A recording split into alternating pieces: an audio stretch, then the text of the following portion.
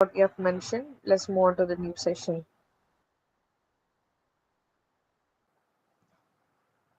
Okay, Sridevi, shall we start now?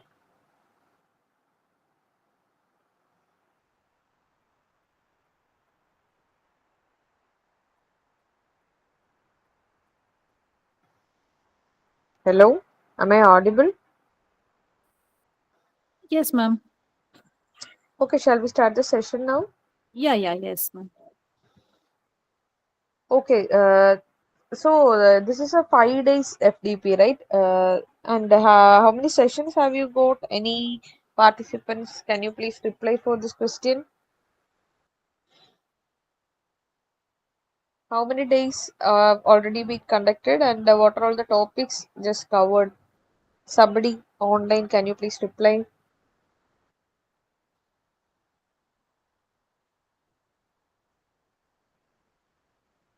Hello.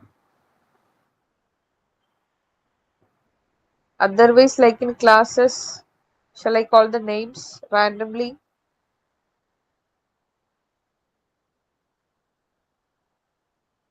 Upasana, madam, are you there?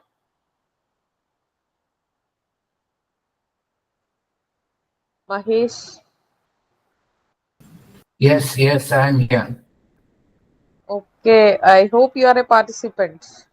No, I was research presenter on the first day, but still I'm participating. Okay, I was fine. So, yeah. have you attended the previous sessions? Yes, definitely. Okay, what are the topics have already been covered? Regarding the introduction towards IKS. Okay, One day, probably yesterday, there was something with regards to mathematics. One day, uh, it was okay, it was for science. okay. Science. Science. And my presentation was fully on history of IKS. Okay, thank you so much, sir. Thank you so much. Okay, thank you. Okay, okay. Okay, now let's move on to our session. Basically, as this FDP is regarding the Indian knowledge system, let's go or let us start with the introduction on this topic. Basically, the traditional knowledge system that covers areas such as subsistence, that is like tools, techniques for hunting or agriculture, that our ancestor has been going through. That was all covered, and the total coverage of that, including the ecological knowledge and traditional like medicines or anything that celestial navigation, craft, skills, astronomy, everything, and a package of that which was just passed it in generations, and now it is in our hands as like we are keeping it like a very great resource. And this is what the traditional knowledge system is about.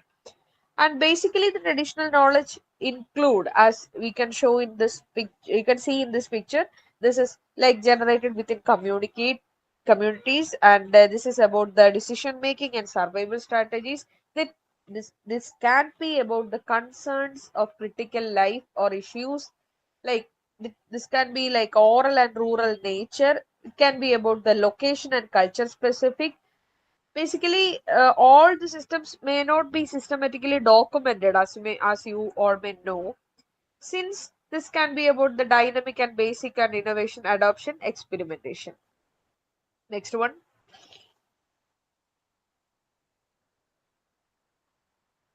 As an overview, we can mention it as an ancient text and tradition which is rooted in the principles of dharma, karma, and moksha. So what is this dharma, karma, and moksha? This is simply the core principles of IKS. IKS, otherwise the Indian knowledge system, is a dynamic system that has influenced Indian society in many ways, including education, law, and commerce. So we in Indian traditional do believe that a moral ethical code that guides an individual's actions. It often translated as duty or rightness, which is called a dharma, and the universal law of cause and effect based on the idea that every action has consequences Otherwise, every action has an equal and opposite reaction. It can be said as karma. And finally, the key concept in Indian philosophy or the way of our life, it is what is called a moksha. Next one.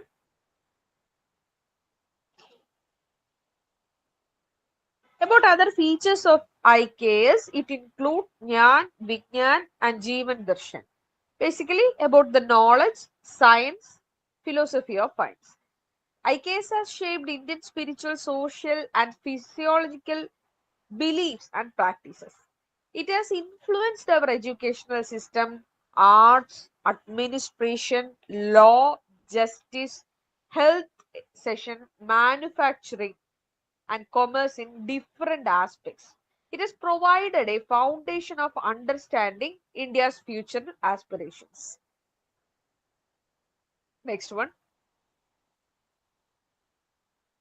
So, as an overview, IKS basically include that I've already been talking about all these, still about typically mentioning the names.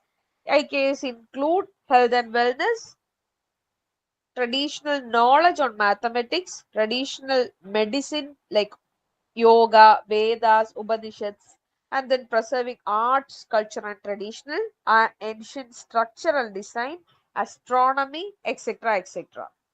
Next one. So, what is the essence of IKS? It covers a wide range of topics such as philosophy, science, arts, literature, and more. Still, the system aims to provide a comprehensive understanding of India's intellectual heritage. So, the topics covered can be like, we can include many topics. Still, the core topics include philosophy, mathematics, astronomy. As the participant, sorry, as the resource person, Mr. Mahesh sir already mentioned, you have covered the basic concepts, mathematics in it. So, I believe astronomy may be covered, may have also been mentioned at least. Next one. Another topics include the engineering and technology, linguistics, health and wellness, governance and public administration, literature, tribal knowledge, etc. IKS syllabus may include subjects such as agriculture, sports, games, and metallurgy. Sorry. Okay. Today, actually, I am given the responsibility that I should give the awareness about in engineering and technology, and also about the governance and public administration based on civil engineering aspects through this IKS concepts. So let me try my level best, but moving on to my exact topic, I would like to give you a bit more detailed introduction about the connection of IKS to the civil engineering topics. Next one.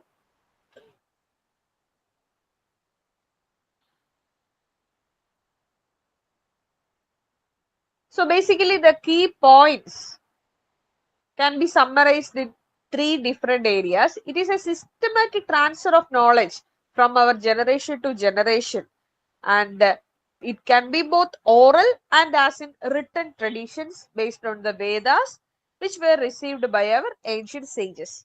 It is comprised of various scriptures, that is Shastras, also known as Shastras like Veda, Upanishad, Aranyaka, Brahmana, and Sutra. It also includes schools, and at that time it was known as Vidyapeedam, Gurukulam, etc. And the language like Sanskrit, Prakrit, and Pali is used in this knowledge. The knowledge system is basically supposed by auxiliary disciplines called Vedangas, and which help in understanding and applying Vedic knowledge. Next one. The key points of Indian education system include the four advantages. Basically, the Indian education system in modern era is having so many advantages. Still pointing out any four important points we can explain as the modern education system actually nowadays focus on learning approach rather than teaching approach. We may have noticed, or sometimes it can be left unnoticed also. But today's students or the new gen are actually, they are practicing in a learning approach. Moreover, in a previous generation, it was like a teaching learning, like that somebody have to teach us, then only we can learn. I am including me in the previous generation. I think you can understand that. And nowadays the current generation, these kids actually, they are learning quickly, rather than, they don't actually need someone to guide them, teach them. They just want a guiding only. So the modern education system is having another quality, like they are very practical and conceptual, right? And then find the modern education system as more interactive and engaging. Have you ever noticed the such things? And it is more subject specific and skill based knowledge. It is not about how many certificates you own, rather than if you are very good in a particular skill, then people definitely want your skills and you definitely have a demand. Am I correct? And one more thing I would like to let my participants know is that I really would like to have this session as an interactive session, rather than just talking from one side. You can definitely, the chat box is open, I believe. You can definitely interact, or wherever you want, you can just point out, or you can just note down your points or your perspectives here. Okay. And this PPT is just a collective knowledge which I have gained from many resources. So it may can have included, like that may be in my point of view only. So if wherever, if you notice something, you just want to mention it out, or you just want to point it out as a positive, or even as in a negative way, you can definitely interact with me. Okay, you can just put it in the chat box, or even you can raise a hand. Okay, thank you. Then next one. Yes, now the Indian knowledge system in NEP. What is this NEP? Anyone online can say this? What is NEP?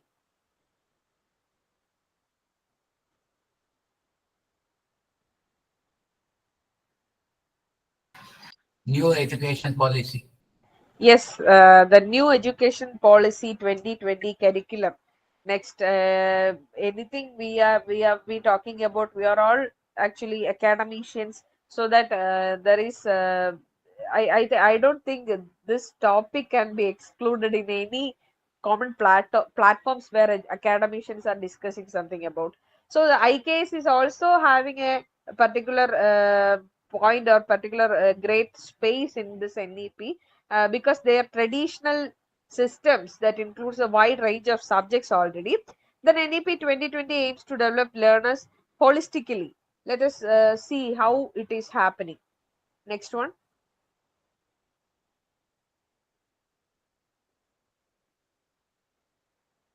Yes, in this chart it is particularly mentioned as,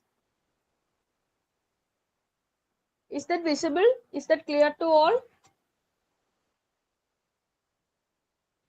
Yes. Okay, thank you.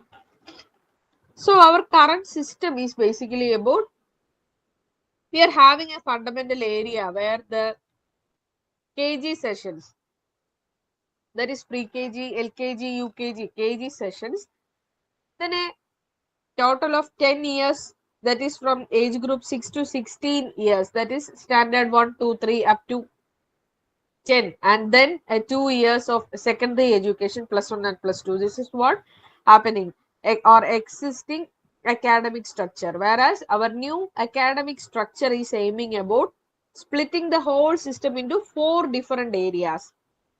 So here the fundamental session include 3 years of Anganwadi or pre-KG sessions, which also include the 2 years of class 1 and 2, that is from age 6 to 8. Then another 3 years, which includes class 3 to 5, that is from age group 8 to 11. They would mention this particular area as preparatory phase, and the another next level is middle. middle, which includes class 6 to 8, that is from age 11 to 14, and the last 4 years they may be naming it as a secondary phase. This secondary phase include class 9 to 12, which includes students of age group 14 to 18. So in this new pedagogical culture, the school education is aiming about 5 plus 3 plus 3 plus 4, 3 years in Anganawadi and 12 years in school. Okay, if we are going much deep into this particular topic, we may absolutely deviate to another area. So let us move on or continue with our topic.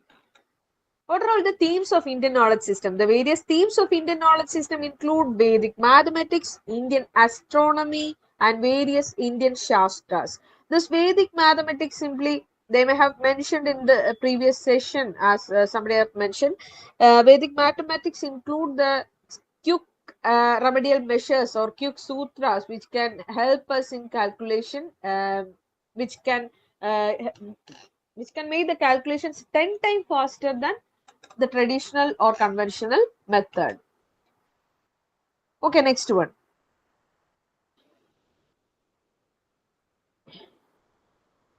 So I think I don't need to explain much in mathematics. Next one. This is about Vedic mathematics. Next, yes. Astronomy is a study of everything that universe beyond Earth atmosphere, that includes objects that we can see in our naked eyes, like sun, moon, planets, and the stars. It also includes the object which we can see with the telescopes and other instruments like faraway galaxies and tiny particles, and even includes questions about the things we can't see at all, like dark matters and dark energy. Okay, next one. About Indian astronomy, it has 4 broad phases: Vedic period, classical period, medieval period, and modern period. In Vedic period, the Surya Siddhanta was developed, and it was about the astronomical treatise to describe the position of planets.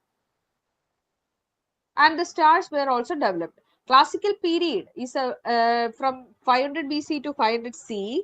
Indian astronomers developed the zodiac, the measurement of circumferences of Earth, and the calculation of length of the year. That is, Indian calendar was also developed in this particular era. Medieval period, it is during the era Siddhanta or astronomy and the Sich were developed. Do you know what Sich is? Zij, Sid. It is a book, includes calculations. The name may be like a Islamic name, a touch is there.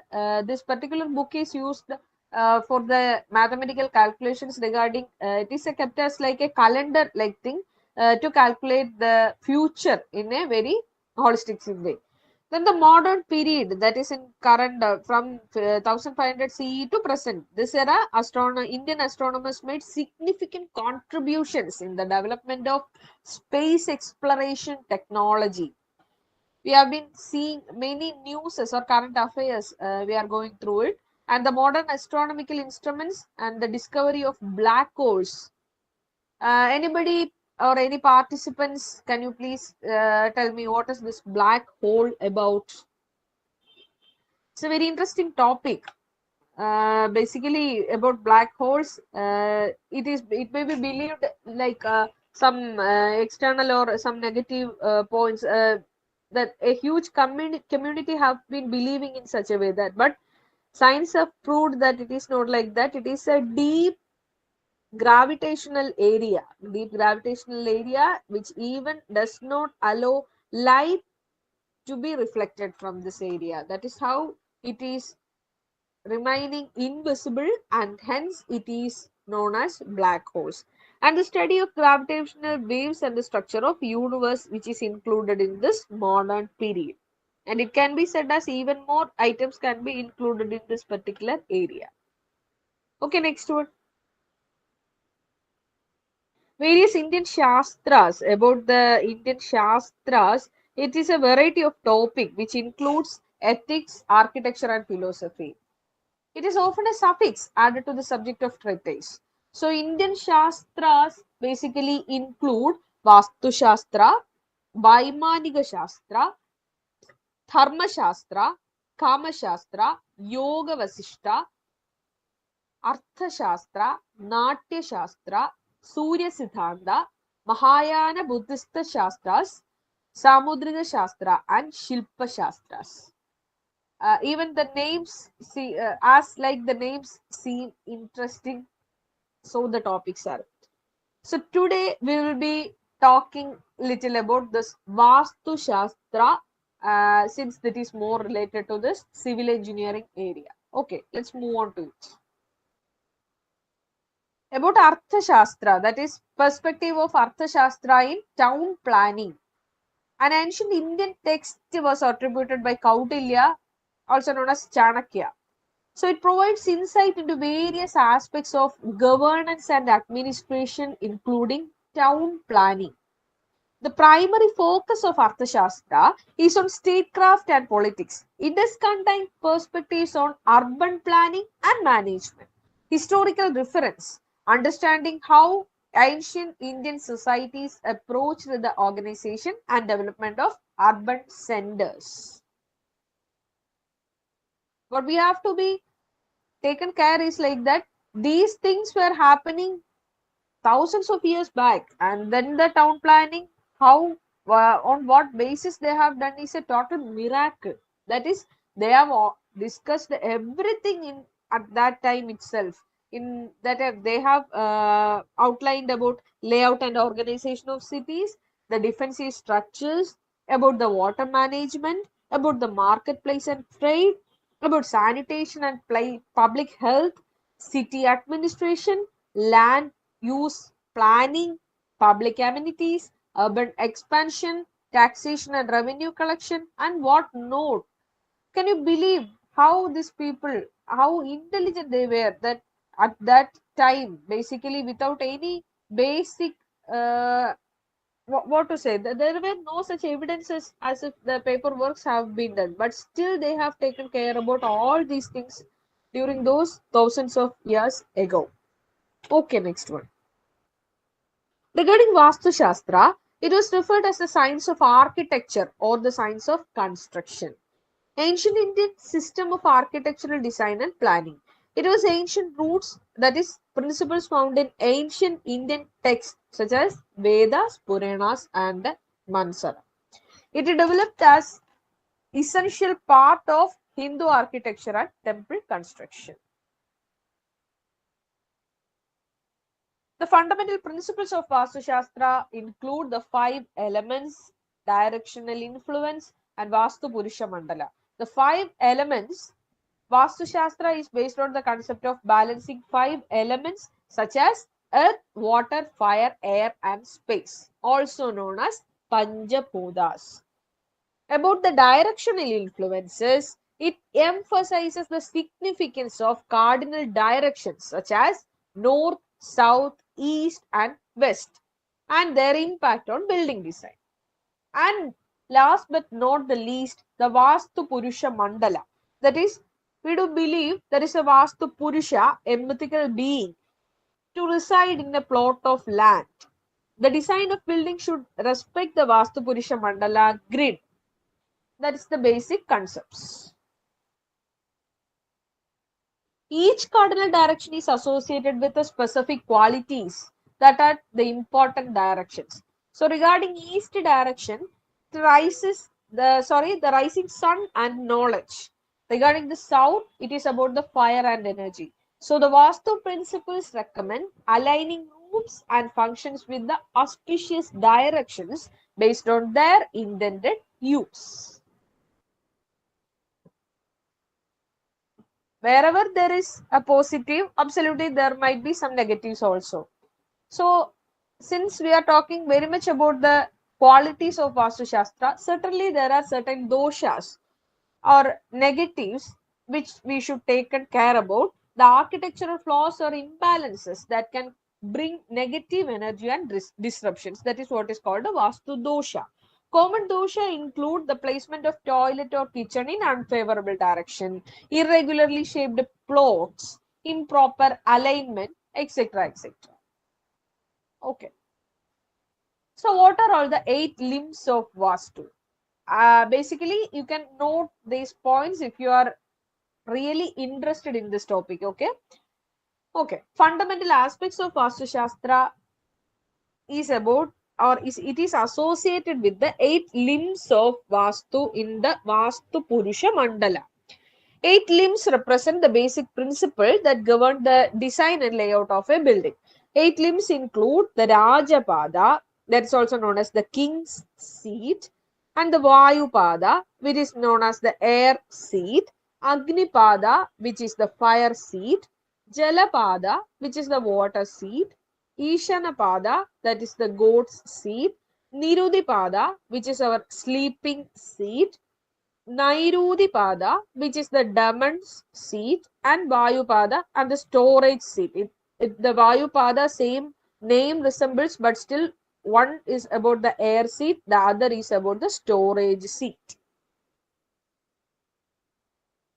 Rajapada, it is the central area of the building, which is considered as the king's seat or the most important space of a building. It should be kept open and free from the obstructions. This area often serves as the courtyard or central gathering space in traditional Indian homes. To my dear participants, here I would like to add one point, that is, if you are going or if you are reading this just as a theory topic, you may even feel sleepy or this might not be that much interesting. So what can you do is that you can just imagine a house, either our grandparents' house, if you are really having a heritage house like a that center courtyard, Nadumuttam we say. Such a house, if you have seen or if you have gone, that house you can imagine, or even any houses that you have been seen in any cinemas, that is Hollywood is having so much picturesque, what to say, even in North India, they are having their own typical construction, but still this common areas remains the same. Okay, so you can just imagine such a old house where all these which is having so many rooms, and in pictures or in films, if they are talking about a joint family, something like that, you can imagine such a house, or you can imagine your grandparents or old buildings which you have ever visited in your life. Okay, then this topic will be more interesting, and also it will be registered directly in your mind, so that next time when you are visiting such a place, you will be remembering these points or these names at least. Okay. Okay, thank you. Okay, so we just mentioned what is Rajapada, which is the most important area, or otherwise known as the central area of a building. Next one is Agnipada, which is the fire seat. It is believed that the Agnipada is placed in the southeast corner of a building, is associated with the fire element, and it is considered as the auspicious location for the kitchen. The kitchen should be located here. Okay. Yes, harness of energy and fire of cooking. Okay. Now the Ishana Pada, that is goat seat. The northeast corner of a building is known as goat seat or the sacred space. It is considered as the most favorable direction for placing a place of worship, meditation room, or altar. This area should be kept clean and peaceful always. Next is Nairudipada, which is also known as Demon's Seat. The southwest corner of a building is typically mentioned as Demon's Seat. It is generally considered as basically inauspicious for important rooms or activities. So this area is often used for storage or less frequently used spaces. Next one is Vayupada, otherwise known as air seat. The northwest corner of the building is associated with the air element. So it is considered to be suitable for placing bedrooms or guest room. Proper ventilation is important in this area to facilitate the flow of fresh air. Next one is Jalapada, otherwise known as water seat. The southeast corner of a building is associated with the water element. It is considered as a good location for bathrooms and water related facilities. Proper drainage and plumbing are essential in this area. Next one is Nirudipada, otherwise known as sleeping seat. The southwest corner is associated with the rest and sleep. It is considered suitable for bedrooms to ensure a peaceful and restful sleep. This area should be kept clutter-free and conducive to relaxation. And the storage seat, also known as Vayupada, the northwest corner is associated with the storage and preserving resources. It is considered appropriate for storage rooms, pantries, or places where grains and supplies are kept. Proper organization and cleanliness is important in this area. Yes, this is the pictorial representation of all these things which we have mentioned during the time. So, this can be actually noted down if you are interested in this topic. In the northwest corner of a building, the best auspicious things to be that can be placed is a granary or a cowshed, and a washing space can be arranged. Otherwise, septic tank or guest bedroom or toilet, or even room for elder child, and like parking space, anything, study room, anything can be given. The best place of a building which you can place a treasury is north direction, that is facing the north direction, can be used for this purpose. This can be used as a living room or a bathroom, and bedrooms can be avoided from this typical north direction. Northeast direction is best for entrance, and it can also be used for placing a temple or meditation room here.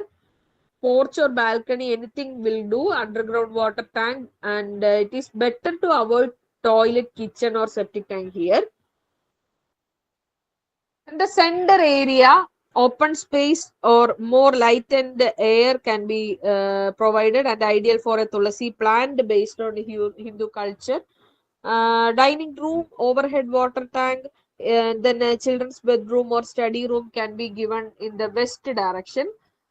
Then east direction is better to provide more open space here. Otherwise, a guest room, bathrooms, or living room, anything can be given, or a study room even. Then southwest is about the master bedroom. Best space or best direction to place the master bedroom is southwest. Wardrobes, dressing room, heavy items, staircase, then overhead water tank and cash box. Better to avoid cellar or well in this direction. Typical south direction can be used for bedrooms. Sleep with the head towards south is better. Then staircase block, provision room, then store room. And here also it is better to avoid cellar or well in this direction. And finally, southeast direction, which is auspicious for placing a kitchen. That is better to face east and cook, and electric meter, then storeroom for oil, ghee, etc. Tulasi plant can be placed here also, and it is better to avoid cellar or well in this particular direction. Okay, now moving on to the town planning. Town planning, which is also known as urban planning. As I have already mentioned, regarding a building, you can imagine a building which you have ever visited, or even something you have seen in cinemas. Now, regarding the town planning, you can just imagine that you are given a chance to plan, or to basically given a total idea about how to plan a particular town in your area, which is yet to be developed, or planning as a fresh. Now, what are all the things you may be keeping in your mind to do that, and what are all the points which you are interested to be included when you are given a chance to plan a new town in your area? So it is the process of designing and organizing the physical, social, and economical aspects of cities and urban areas. It involves the creating a framework for sustainable and functional urban development. It ensuring that cities are efficient, aesthetically pleasing, and provide a high quality of life for their residents. What are the basic aspects of principles of town planning? First of all, the land use planning is to be prepared. Town planning begins with the allocation and zoning of land for various purposes. This includes residential, commercial, industrial, recreational, and green spaces. So, land use planning aims to create well-balanced and mixed use of urban environments that reduce commuting times and enhancing accessibility. Next is infrastructure developments. The provision of essential infrastructure such as road, public transportation, utilities, that is water, sewage, etc., and communication network is a crucial part of town planning. Well-planned infrastructure ensures the efficient movement of people and goods as well as access to basic services. Next one is transportation planning. The efficient transportation systems are actually essential for urban areas, as we all know. So the town planners should consider the design and layout of road, highway, public transit, and pedestrian and cycle infrastructure. In a near future, definitely pedestrian and cycle infrastructure is a need of the hour because such a great increase in number of vehicles is happening every day, or day by day the use of vehicles is increasing in our area. Like, so the importance of pedestrian and cycling is actually now that basically it has been ignored, but that is the need of our era. Then reducing traffic congestion and improving connectivity are the common goals while planning about the transportation. Next one is the housing and residential planning. Providing adequate, affordable, and safe housing is a priority in town planning, definitely. So, the planners focus on creating diverse housing options, which include affordable housing, high density developments, and mixed income neighborhoods. So, on this regard, everything that we have been discussing should be basically considered, but along with the public participation only, because you are given a chance to design a plan, a town, right? But in this case, there might be residents of this area from a very beginning stage, and that area which you are planning to convert in a urban area with all the facilities that can be included as urban town, then first of all you must talk to that particular participants or the residents who have been in that particular area. Then only a successful town planning can be done. Definitely a successful town planning should involve engaging with the community and incorporating public input in the decision making processes. So public participation helps us ensure planning efforts that align with the needs and desires of local population. And then the long-term vision. A common scenario that is happening nowadays is like people, maybe construction, the road, regarding the road construction, they may be planning a 2-lane or 3-lane or maybe a 4-lane. But even when the construction is over, that road itself seems insufficient, right? Somebody trying to interact? Should I wait? Okay, fine. Maybe mistake. Okay, then, so a long-term vision should be there. So effective town planning look beyond short-term goals, rather it takes account long-term sustainability and resilience. So cities plan for growth and adapt of changing demographic, that is economic and economical conditions. So a long-term vision should be kept in mind while planning a hometown. Next one. The legal and regulatory frameworks. Town planning is supposed by laws, regulations, and zoning ordinances that govern the gate development, because planning authorities and government agencies play a crucial role in enforcing and updating these regulations. So the legal and regulatory frameworks are to be considered in order to the smooth exchange of ideas. Then a continuous monitoring and evolution. Nothing in this world is possible without this particular area, because planning is very easy, and even more, like everything can be documented in what effort, whatever efforts we are taking. Everything or the total system may be a failure if you are not continuously monitoring and evaluating the particular thing which we have designed.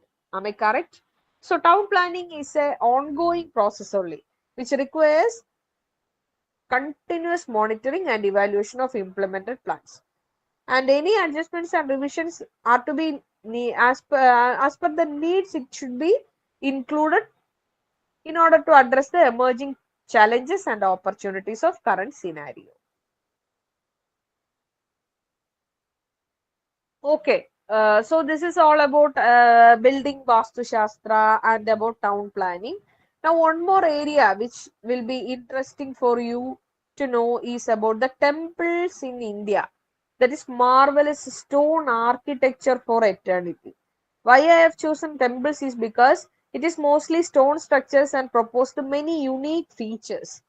And also it requires spanning mathematics, astronomy, building science, supply chain management, rock cutting technology, optics, sound engineering, etc. So today we are considering three examples: Brihadishwara temple in Tanjavur, Sun temple in Konark, and Kailasa temple in Ellora. And let us move on to the examples. About Brihadishwara temple, it was built 1,000 years back using granite. There is a Vimana, 99 feet structure above sanction. It is one of the tallest in South India. The plan is 16 by 16 squares, a design known as Padmagarbha Mandala in the Dravida architecture of southern India. Shikhara, a dome, weighs 8 tons atop the tower. Musical pillars in Mandapa requires carving the stone so that the sound frequency is properly established. We can see a picture of Brihadishwara temple here. Brihadishwara temple in Tanjavur is having so many peculiarities. A few was mentioned here. And any participants lucky enough have already visited this particular area? If so, Yeah, we can. I have Yeah, this. that's great. That's great. That's great. Okay, I think then Mahesh sir can give a better explanation regarding this.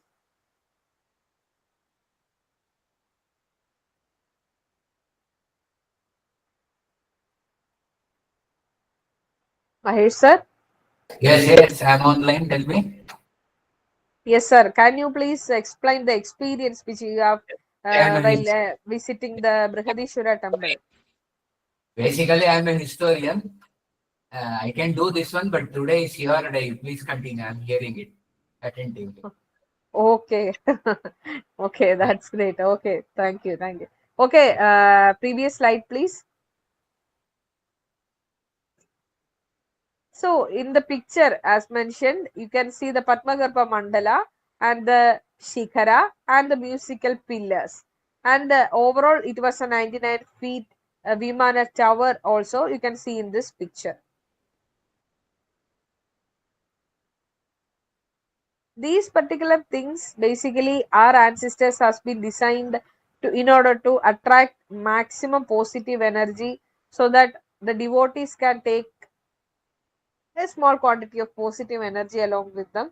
And how this positive energy in the sense the total air circulation and everything is sustaining inside the temple is what the architecture, that is the speciality of architecture what they have been planned about. So next example is Sun temple. Temple built 1250 CE using stone in the form of gigantic chariots. It is like a 24 elaborately carved stone wheels symbolizing 24 pakshas in a year. It is about a 12 feet diameter. 7 horses are in the front of symbolically pulling the chariot. Now we can see the picture. Next PPT please. And then we will give the explanation. Yes, this is the picture of Sun Temple Konark. As mentioned, you can see the chakra and it is like a chariot. This construction basically is based on this particular concept of horses riding a chariot. Previous slide, please. The placement of main temple and sun god is aligned here. The first ray of sun from coast would cross the Nada Mandir, that is dancing hall, and would fall and reflect from the diamond placed at the crown of the sun god. That is the concept basically. And the wheels of temple are used to calculate time accurately to a minute. That's the greatest peculiarity of this particular temple. So I just can't imagine how brilliant or how typical or unique these constructions and planning have been made ever. Okay, next example, please. Kailasa temple is the largest rock cut structure. It was built by Karna.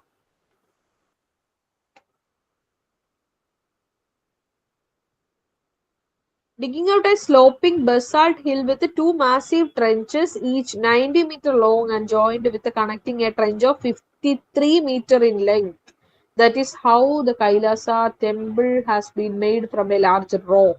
And the vertical excavation started up top of the original rock and excavated downwards. A three-story, that is Vimana, with the octagonal dome and huge freestanding columns flanking the mandapa entrance has been 16 columns set in the group of 4. This is the picture of Kailasa temple in Ellora. Now you can see how the cutting have been made in a single rock and how brilliant the structure is.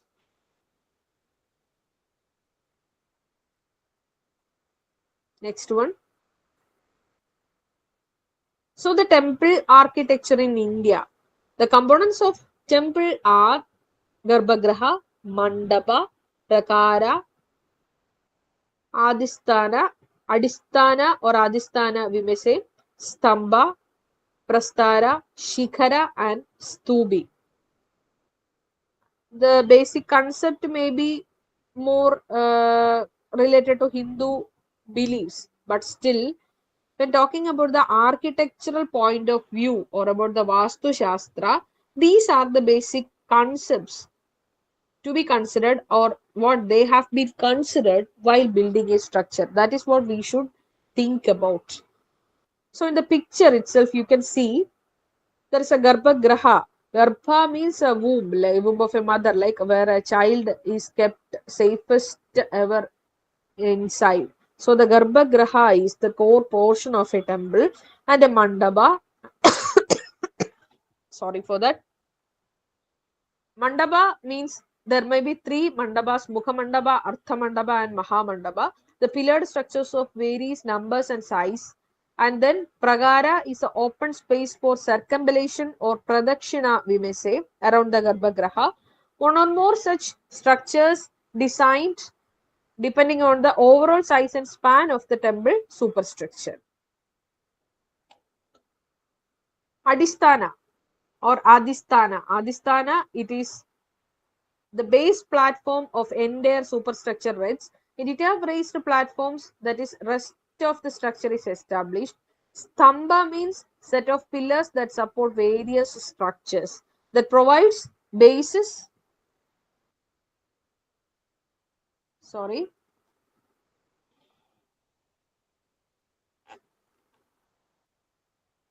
Sorry for that.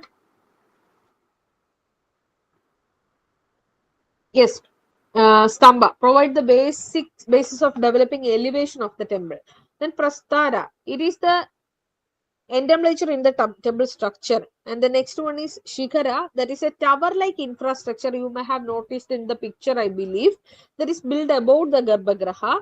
And the Shikhara, it is the main elevation to the temple. Stubi is the final to the structure. It is the final. You can once again go to the picture in order to note what we have been talking about. And on the top there is kept the Kalasha with the most positive energy or to attract the maximum positive, that particular area Kalasha is mentioned.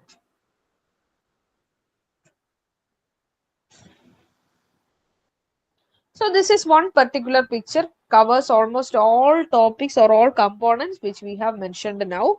That is Amalaka, Shikhara, Garbhagraha inside the Shikhara. In the Pradakshina or circumambulation, it is mentioned with a green area, that is an arrow mark to actually that is shown as a circumambulation area, but still the air circulation is what mainly they have been discussing about. Then the platform, Adhisthana or platform, then the transepts.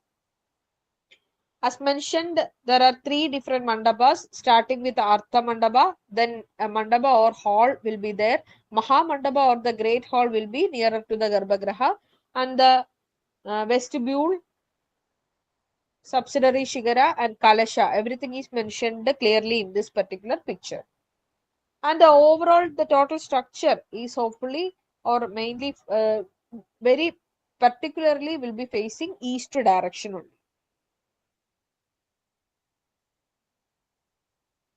Yes. So this is a Vimana or Gopuram. This is a particular plan of a building which shows all these particular areas. Still a few particular portions only mentioned. This is the temple at Tanjavur from Ramdas EC on the architecture of Hindus. And this temple include all the significance which we have already mentioned, and that is the peculiarity, and time won't be sufficient to explain each and every point in detail. That is why I have simply mentioned in one single picture here. Okay. And one more interesting thing is that Indian Parliament building inspiration is basically our Chausat Yogini temple. You may have know this. For the people who are not even aware about this, I would like to just add a point like this. So the temple in Madhya Pradesh is a rare Hindu temple with a circular plan. It dedicated to tantric seat of Chausat Yogini, and the temple has 64 subsidiary shrines of Shiva around the central shrine of Yogini. Temple is hypothetical, meaning it has no roof. That is, and also the temple has parliament like pillars on the inside. The old parliament building was designed by British architects Sir Edwin Lutyens and Sir Herbert Baker in 1927. I can show you one example as a picture. Yes, this is Joseph Yogini temple and our old parliament. So here lies the tradition heritage of our Indian culture and how far it have been or how important it is even for the Western people. They are considering it as the best or what to say incomparable plan ever, so that even they are trying to copycat, and that is the concept. Next one. And the final topic is about iconography. Iconography is the study and implementation of the visual symbols, often with a context of art and culture. Iconography can encompass various forms of visual communication. It also involves analyzing and understanding the meaning and significance of images, symbol and representations, especially with the religious, cultural or historical connects. The art of idol making requires good understanding of relative propositions of different parts of a building. So Vastu texts indicate details of these proportion for both male and female image. Few examples can be seen in this picture. Importance of iconography is that this IKS, what we have already mentioned on opening of this topic, we have been talking as if this IKS has been transferred from generation to generation, and few are written, and many are even not written in any Vedas or Puranas. Still, we are trying to read and trying to collect all those old data, and major portion of the data is still on carvings and rocks, or even the inside the caves, as many iconography symbols. Still many things are even or yet to be found out, and the researchers are going on. So this is a summary, and some key concepts of iconography includes it can be religious iconography, cultural iconography, mythological, political and social, or even evolving iconography.